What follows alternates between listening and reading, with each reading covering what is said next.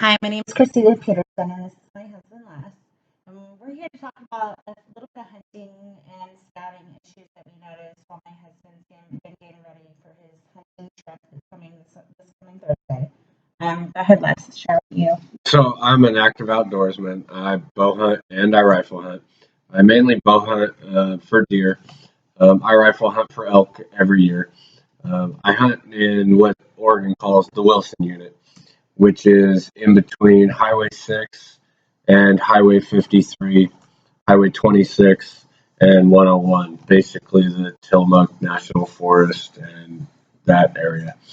So this year, out on some scouting trips in our normal hunting ground, we noticed Weyerhaeuser, which is a large timber company in Oregon and Washington, has some new signs up. These signs basically say no access to our land without permit. And upon doing a little research, Weyerhaeuser has basically enabled a pay-to-play program. How much are they asking you guys to pay? Well, the pay-to-play program, it varies on where you want to hunt, which tree farm, as they call. The area that we hunt, it would be $220.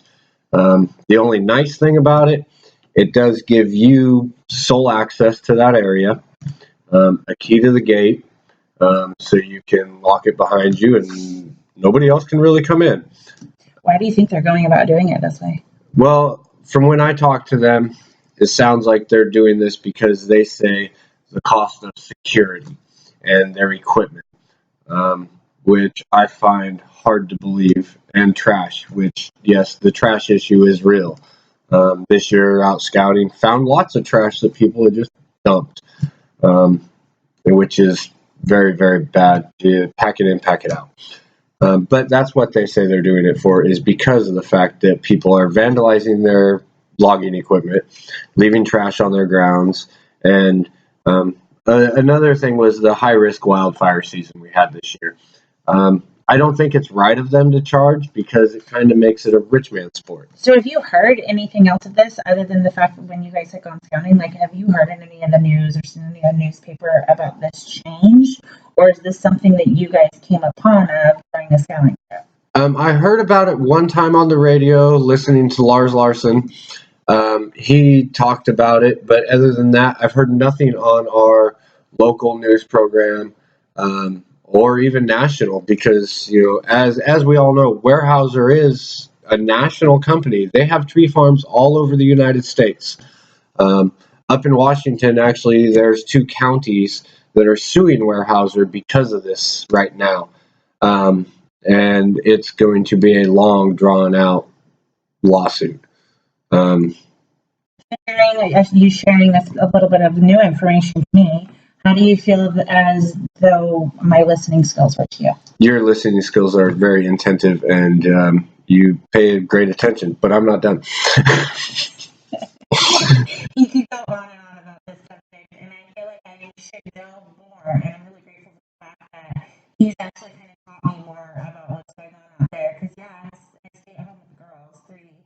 I think there's about 3 weekends out of the year that he's gone, and so I don't get a chance to hear this stuff except for things he's told me in the past about what he experiences out there, what he come across is that he never realized before, other than hearing it on the radio. I think they would have at least put it on the news. That would help you guys a little bit more. Do you not disagree? Yeah, I do think that our local news should do something, a story on it at least, because it affects a lot of hunters in this area.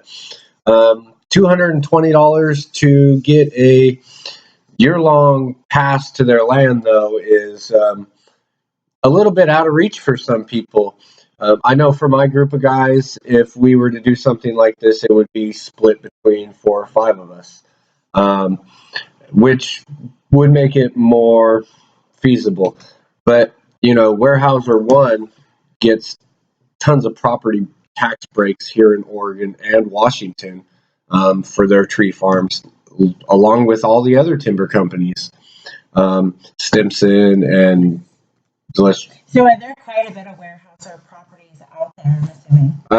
all of Highway 26 on the right and left-hand side is mainly Weyerhaeuser property from Timber Junction clear down to Highway 53. So you're telling me this cuts down quite a bit of traffic you hunters are allowed to go and hunt in due to Weyerhaeuser taking over so much property? Yeah, it does cut down a lot of my hunting ground where I'm used to traveling for the last 10 years, going in and out of these properties and never doing any harm, just hunting and respectful of the land. And didn't you mention when you guys went this last time you actually got kicked out of A piece of state, a piece of camping ground that you guys have hunted, have camped. claimed land to? Well, we've camped in this one spot for over 3 years, and state police have now told us that it is a part of what's called Eco Trust of Oregon, LLC, God's Valley Timber Company, and you can't ever even get a phone call back from them. I've tried.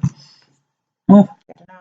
And like I said, I wish I knew more about this, and I think that my challenge is the fact that I haven't even ever experienced it. I'm the stay-at-home mom that takes care of the kids when he's off hunting. So knowing this new piece of information, I think causes a bit of a challenge to know that I didn't know this and that this subject could have gone way more off subject because I know how passionate he can get about his hunting and the issues they've come across. So thank you, Ben, for sharing. I appreciate that. You listen great. I love you. Thank you.